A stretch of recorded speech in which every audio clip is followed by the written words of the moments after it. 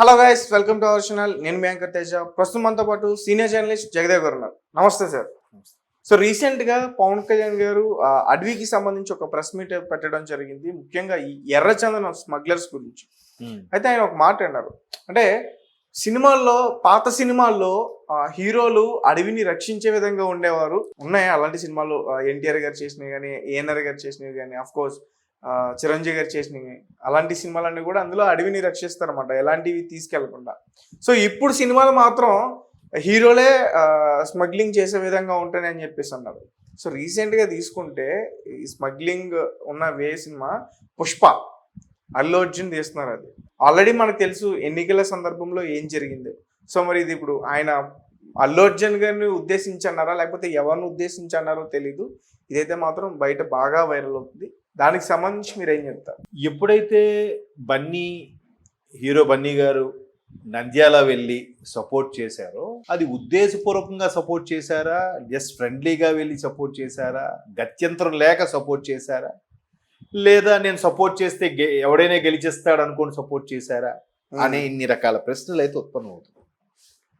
ఇది నేను చాలా సందర్భాల్లో చెప్పాను. అంటే ఆయన క్యాజువల్గా వెళ్ళొచ్చు, బట్ అది వేరే రకమైన సంకేతాలు అయితే అందరికీ ఇవ్వడం జరిగింది. ఎందుకంటే చిరంజీవి గారు ఇండస్ట్రీ పెద్ద, అటువంటి చిరంజీవి గారు కూడా డైరెక్ట్గా నా తమ్ముడికి నేను సపోర్ట్ చేస్తున్నాను అని చెప్పలే.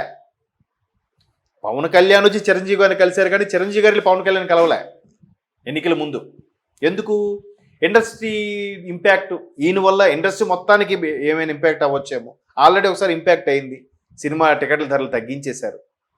అలా ఉద్దేశంతో, పైగా సొంత అన్నయ్య కన్నా ఎక్కువ పవన్ కళ్యాణ్ కూడా చిరంజీవి గారిని ఒక తండ్రిగానే చూస్తాడు, ఈయన కూడా ఒక కొడుకుగానే చూస్తాడు. ఒక కొడుకుగానే చూస్తాడంటే ఈ రోజు ఏదో పవన్ కళ్యాణ్ వృద్ధిలోకి వచ్చాడు కాబట్టి కొడుకుగా చూస్తున్నాడని కాదు, ముందు నుంచి కూడా చిరంజీవి గారు అదే మైండ్ సెట్. ఎందుకంటే మగధీర బ్లాక్ బాస్టర్ అయిన తర్వాత, ఇండస్ట్రీ హిట్గా మారిన తర్వాత, అప్పుడులోనే మీడియా, సార్ మీరు రామ్ చరణ్ మిమ్మల్ని మించిపోయాడు అంటున్నారు, డ్యాన్స్లో కానీ ఫైట్స్లో కానీ చాలా బాగా చేస్తున్నాడు అంటున్నారు, పైగా ఇండస్ట్రీ హిట్ కొట్టాడు ఆయన, ఇప్పుడు మీకు ఈ పుత్రోత్సాహం ఎలా ఉంది అని అడిగితే హ్యాపీ అండి, బట్ ఈ పుత్రోత్సాహం నేను ఎప్పుడో పొందాను అన్నాడు ఆయన. అందరూ షాక్ అయ్యారు, ఇదేంటి ఇది ఎప్పుడో పొందాను. ఎస్, కళ్యాణ్ బాబుతో నాకు ఈ ఆనందం ఎప్పుడో వచ్చింది అంటే, Kalyan Babu is nothing but Ram Charan పెద్ద కొడుకు, రామ్ చరణ్ చిన్న కొడుకు చిరంజీవి గారి కదా. ఈవెన్ పవన్ కళ్యాణ్ గారికి కూడా చిరంజీవి తండ్రి, పెద్ద ఆయన చనిపోయారు అనుకోండి, ఆయన కూడా ఒక తండ్రి లెక్కే. ఎందుకంటే మొన్న రాగానే ఆయన కాలు మీద పెట్టి దండం పెట్టడం కానీ, ఆ కృతజ్ఞతా భావం కానీ, ప్రధానమంత్రికి పరిచయం చేసే ఉద్దేశంగా స్టేజ్ మీద కూడా మళ్ళీ కాలు దండం పెట్టడం కానీ ఆయనకి ఆ ఫీల్ ఉంది కదా. సో అట్లాంటి చిరంజీవి గారే నేను పవన్ కళ్యాణ్ సపోర్ట్ చేస్తున్నాను ఎక్కడ చెప్పలే, చెప్పిన ఎవరేమనరు, సొంత బ్రదర్ కాబట్టి. ఇక్కడ సొంతం కాదు, ఈయన వెళ్ళి ఎలాగ సపోర్ట్ చేస్తాడు? నెక్స్ట్ ఇటువైపు వాళ్ళు ఉన్నారుగా, పవన్ కళ్యాణ్ వాళ్ళ ఫాదరు, వాళ్ళ మేనత్త అందరు వెళ్ళి పవన్ కళ్యాణ్ గారికి వెళ్ళి సపోర్ట్ చేశారుగా అదే రోజు. నెక్స్ట్ ఇంకో ఎగ్జాంపుల్, అంటే అల్లు అరవింద్ గారు కూడా వెళ్ళారు. అదే వాళ్ళ నాన్నగారు అంటే బన్నీ గారు నాన్నగారు, బన్నీ గారు మేనత్త అంటే ఎవరు? సురేఖ గారు. At the same time young tiger తీసుకోండి. యంగ్ టైగర్ అవునన్నా కాదన్నా టీడీపీకి చెందిన వ్యక్తా కాదా మీరు చెప్పండి? ఆబ్వియస్లీ ఆయన ఎప్పుడో చెప్పాడు, తాతగారు పెట్టిన పార్టీ, తండ్రి గారు నడయాడిన పార్టీ, మామగారు ముఖ్యమంత్రి, ఒక బావ మంత్రి కదా. ఇటువంటి పార్టీకి చచ్చేదాకా, ఈ కట్టి కాలేదాకా అందులోనే ఉంటాను. ఆబ్వియస్లీ తను టీడీపీ వాడే. కానీ అటు కొడాల నాన్నగారితో కూడా సత్సంబంధాలు ఉండడం వల్ల, వేరే రీజన్స్ వల్ల కొడాల నాన్నగారికి సపోర్ట్ చేయలేదు. ఈ టీడీపీ గురించి ఎక్కడ మాట్లాడదు. ఆయన మీద ఎన్ని విమర్శలు చేసినా స్తబ్దుగా సైలెంట్గా ఉండిపోయాడా? ఎందుకు ఉండిపోయాడు? ఒక వర్గానికి చెందిన వాళ్ళు ప్రేక్షకులు మాత్రమే తన సినిమా చూస్తారేమో, దానివల్ల చేసే ప్రొడ్యూసర్లకు నష్టమవుతుందేమో, సినిమాలకి రాజకీయాలకి సంబంధమే లేదు, ఇది కళ, అది రాజకీయం అనే ఉద్దేశంతో ఆయన ఎక్కడ నోరు మెదపలే కదా. మరి ఎందుకు మెదపలే? ఆయన బాగా మాట్లాడతాడు కూడా, బయటకు వస్తే ఏ భాష అయినా మాట్లాడేస్తాడు. వెంకటేగర్ అంటే ఆల్రౌండర్ అన్ని విషయాల్లో. మరి ఆయన ఎందుకు ఉండిపోయాడు అంటారు? ఆయనకి మాత్రం డేరింగ్ లేదా? బయటకు వచ్చి చెప్పలేడా బాబు గారికి నా సపోర్ట్ అని?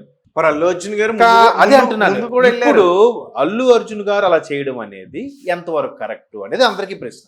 అల్లు అర్జున్ గారు వైఎస్ఆర్సీపీ పార్టీకి వెళ్ళినప్పుడు మాత్రమే చూశారు. మరి ఇంతకు ముందు జనసేన కొన్ని సంబంధించిన మీటింగ్స్ కి అల్లు అర్జున్ గారు కూడా వెళ్ళారు. అక్కడ పవన్ కళ్యాణ్ గారిని కలిశారు.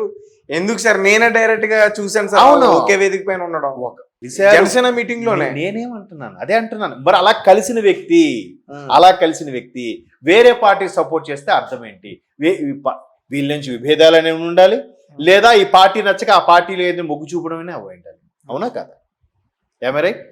సో ఇదే పాయింట్ మీద జనాలందరికి కూడా కొంత ఇబ్బంది కలిగింది. అయితే ఇప్పుడు ఏం మాట్లాడినా కూడా ఆ లింక్కే అటాచ్ చేస్తున్నారు. పుష్ప సినిమా అందుకే రిలీజ్ లేట్ అయిందేమో, పుష్ప నిజంగా pre production work, post production work కొన్ని సీన్స్ అవ్వలేదా, ఫహద్ ఫాసిల్తో కొన్ని సీన్స్ చేయలేదా, నిజంగానే చేయలేదా, లేదా పవన్ ఫ్యాన్స్కి భయపడి డిసెంబర్లో పోస్ట్ పోన్ చేశారు.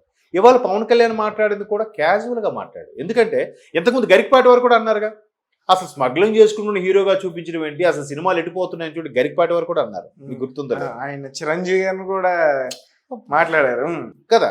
సో మరి అలాంటప్పుడు పవన్ కళ్యాణ్ గారు ఏంటి, సినిమాలు అనేవి పవర్ఫుల్ మాధ్యమం, పవర్ఫుల్ ప్రసార మాధ్యమం. దాని నుంచి కొన్ని వందల మంది ఇంపాక్ట్ అవుతుంటారు.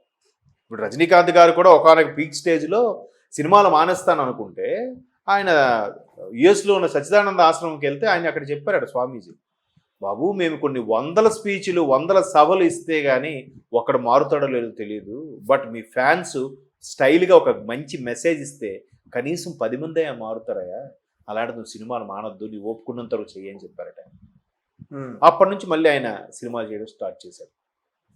ఓకే. సో అట్లాంటి పవర్ఫుల్ మాధ్యమంలో మంచిగా చూపించాలి, మంచి ఇంపాక్ట్ అవుతుంది. చాలా మంది అంటారు మంచి చూపిస్తే మారిపోతున్నారా, చెడ చూపిస్తే మారిపోతున్నారా, అది ఎవడు బుద్ధాడికి ఉండాలి నిజమే, కొంతలో కొంత ఇంపాక్ట్ అయితే అవుతారుగా. మరి జల్సా సినిమాలో పవన్ కళ్యాణ్ గారు నక్సలైట్ కదా సార్?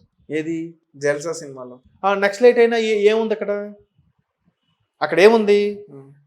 అక్కడ ఆయన జరిగిన ఒక రూరల్ ఏరియాలో జరిగిన అన్యాయము, ఈయన బాధపడుతుంటే ఒక మనిషి వచ్చి తీసుకెళ్ళాడు, చేరిపోయాడు, తర్వాత మరలా జనజీవన శ్రమంతో కలిశాడుగా. అక్కడ కూడా ప్రజల కోసం ఆలోచించానంటేగానే చూపించాడుగా. పోనీ అది కాసేపు సినిమాయే అనుకుందాం. కొన్ని ఇంపాక్ట్స్ ఎలాగ ఉంటాయంటే, ఇప్పుడు అడవి రాముడు సినిమా ఉంది. ఒక సాధారణ ట్రైబల్ వ్యక్తి కృషి ఉంటే మనుషులు ఋషులు అవుతారో అనే పాట అందులో ఉంది. ఒక పెద్ద ఫారెస్ట్ ఆఫీసర్గా తిరిగి అదే గ్రామానికి వస్తాడు. ఒక ఫారెస్ట్ సంపదని దోచుకెళ్ళిపోతున్నారు, జంతువులను చంపేస్తున్నారు, చంపి వాడి యొక్క కలేబరాలు, వాళ్ళ దంతాలు ఇవన్నీ కూడా ఎక్స్పోర్ట్ చేసేస్తున్నారని దాని మీద ఒక ఉద్యమం లాగా ఇట్లా జరుగుతుంది, మనం కాపాడుకోవాలని చెప్పి చూపించారు. అడవి దొంగ కూడా అదే కాన్సెప్ట్. వాడికి మాటలు రావు, ఏమి తెలియదు. అడవి దొంగలో చిరంజీవి గారి కానీ అంజికన్నా అడవి దొంగ సేమ్ కంప్లీట్ ఫారెస్ట్ నేపథ్యం. అడవి దొంగలో ఏంటి, వాడికి ఏం తెలియకపోయినా ఆ జంతువులను కాపాడుకునే ప్రయత్నం చేస్తుంటాడు. బట్ ఈ స్మగ్లర్స్ ఏం చేస్తారు, వీళ్ళు చేసిన పని అడవి దొంగ మీద తోసేస్తారు. అందుకే అడవి దొంగగా మారాడని సినిమా టైటిల్. కొండవీటి దొంగ అదే కాన్సెప్ట్. అడవిని దోచుకుంటున్నారు, దాన్ని దోచుకోకుండా ఈ ట్రైబల్స్ని కాపాడాలంటే నేను సినిమా జాబ్ కూడా వెళ్ళకుండా కొండవీటి దొంగ అవతారం ఎత్తాడు. అట్లాంటి మంచివి ఉన్నాయి. ఆ తర్వాత కొండవీటి రాజా ఏదో ఒక సినిమా ఉంటుంది, డిఫరెంట్గా ఉంటుంది. అది కూడా సోహన్ బాబు గారి సినిమా. ఆయన కూడా ఫారెస్ట్ ఆఫీసర్, అడవిని కాపాడు. ప్రతి ఒక్క నటుడు చేశారు. నాగేశ్వర గారు, ఎన్టీఆర్ గారు, ఏఎన్ఆర్ గారు, అదే సోహన్ బాబు గారు, కృష్ణ గారు, బాలకృష్ణ గారు కూడా ఒక సినిమా చేశారు. భారతంలో అర్జునుడు, కలియుగంలో అర్జునుడు అని సంథింగ్ ఉంటుంది. అది కూడా అంతే. ట్రైబల్స్కి చదువు లేక వాళ్ళకి మోసం చేస్తున్నారని చెప్పి ఈయన అడవిలోకి వెళ్ళి వాళ్ళని కాపాడుతూ ఉంటాడు బాలయ్య బాబు. అట్లా చాలా వచ్చాయి. జస్ట్ క్యాజువల్గా ఈయన ఎగ్జాంపుల్గా చెప్పిన దాన్ని ఈ మధ్యకాలంలో ఇదంతా రభస రాజుకుంటుంది కదా, దానికి ఆపాదించేసి పవన్ కళ్యాణ్ కూడా బన్నీ గారిని ఉద్దేశించి మాట అన్నారా అని తీస్తున్నారు. ఆయన అలా ఉద్దేశించేవాడైతే ఆయన గురించి ఎప్పుడో స్టేట్మెంట్ ఇచ్చేవాడు, లేకపోతే ఇవ్వకుండా పట్టించుకునేవాడు కాదు. లేదంటే రండ్రాబాబు క్యాన్వాసింగ్ పిలిచేవాడు. ఎవరిని పిలిచాడా? ఎవరికి వాళ్ళు స్వచ్ఛందంగా చేశారా తప్ప ఆయనగా కుటుంబాన్ని కూడా ఆయన ఎక్కడ ఇన్వాల్వ్ చేయలే. ఆయనే వెళ్ళి ఇదయ్యాడు కాబట్టి. బట్ ఆ రభస నడుస్తుంది కాబట్టి ఖచ్చితంగా బన్నీ గారిని మైండ్లో పెట్టుకునే పవన్ కళ్యాణ్ స్టేట్మెంట్ ఇచ్చారా అని అనుకోవచ్చు. అంటే స్మగ్లింగ్ సంబంధించి మూవీస్ కూడా ఏం లేవు సార్, పుష్ప తప్ప. లేదు ఉన్నాయి. అంటే అటువంటి ఎర్రచంద్ర స్మగ్లింగ్ సంబంధించి ఏం లేదు. గతంలో కెప్టెన్ ప్రభాకర్ అనే సినిమా వచ్చింది, అప్పట్లో సూపర్ హిట్. అది తమిళ సినిమా, తెలుగులో కూడా జబ్ చేశారు, విజయకాంత్ గారు చేశారు. సో అది వీరప్పన్ గారి గురించి, కొంచెం వీరప్పన్ గారి స్టోరీలా ఉంటుంది అది. సో అప్పటి నుంచే విజయకాంత్ గారిని కెప్టెన్ విజయకాంత్ అంటారు తమిళనాడులో. సూపర్ స్టార్ రజనీకాంత్, తలపతి విజయ్ ఎలాగో కెప్టెన్ విజయకాంత్ అంటారు. అది ఓకే. సో అందులో కూడా సేమ్ ఈ స్మగుల్ గుడ్స్ చేస్తుంటాడు ఒక విలను అడవిలో నుంచి, దాన్ని ఈయన ఫారెస్ట్ రేంజ్ ఆఫీసర్గా సంథింగ్ వెళ్ళి అడ్డుకుంటాడు అనమాట. అట్లా స్మగ్లింగ్ వచ్చాయి, కాకపోతే చాలా రేరు. ఇప్పుడు వీరప్పన్ మీద కాన్సెప్ట్ మీద వచ్చింది, తర్వాత మండ పుష్ప, అట్లా ఎర్రచందనకు సంబంధించి. ఆయన అటవీ శాఖ మంత్రిగా ఉన్నాడు కాబట్టి పవన్ కళ్యాణ్ ఆ సందర్భంగా ఇట్లా మామూలు క్యాజువల్గా మాట్లాడుంటారు. అది దీనికి ఆపాదించేసి నెట్జన్స్ మేబీ వైరల్ చేస్తుండొచ్చు, కానీ ఆయన ఉద్దేశంగా మాట్లాడేదైతే ఉండదు. Okay sir, thank you so much.